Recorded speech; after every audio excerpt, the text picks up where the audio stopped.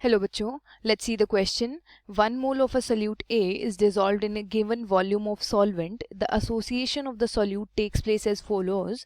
If alpha is the degree of association of A, the Ventov factor is expressed as. तो इस question में हमें Ventov factor find out करना है.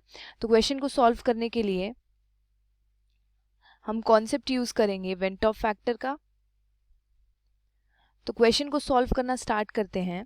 Question में रिएक्शन गिवन है, that is Na, it changes to An. तो हम initial concentration at t equals to 0 A की कंसिडर करते हैं C एंड An की इट इज 0. एट इक्विलिब्रियम हम कंसिडर करते हैं कि जो A है इसकी कुछ अमाउंट डिसोसिएट हुई होगी, that is C minus C alpha. तो हमने डिसोसिएटेड जो कॉन्सेंट्रेशन है उसको C अल्फा लिया है. देन An के जो फॉर्म्ड कॉन्सेंट्रेशन होगी that will be C alpha divided by N. तो टोटल कॉन्सेंट्रेशन कितनी हो जाएगी हमारी? It will be C 1 minus alpha plus C alpha divided by N. तो ये हमारे पास टोटल कॉन्सेंट्रेशन हो जाएगी एट इक्विलिब्रियम.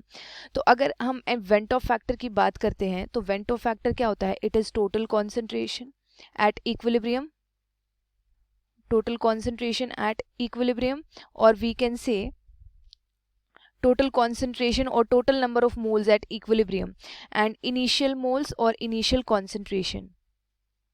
तो total concentration कितनी है? It is C 1 minus alpha plus C alpha divided by N divided by initial concentration कितनी है? It is C. तो हम अगर C की वैल्यू को कांस्टेंट C वैल्यू को अगर हम बाहर निकालें तो ये हो जाएगा हमारे पास 1 minus alpha plus alpha divided by N and it is C divided by C. तो C and C cancel out. ये हो जाएगा हमारे पास 1 minus alpha plus alpha divided by N. तो ये हमारे पास वेंटॉफ फैक्टर होगा एंड करेक्ट ऑप्शन क्या हो जाएगा? It is option C. ये हमारे पास वेंटॉफ फैक्टर का एक्सप्रेशन होगा इस पर्टिकुलर रिएक्शन के लिए. Hope you understood. All the best.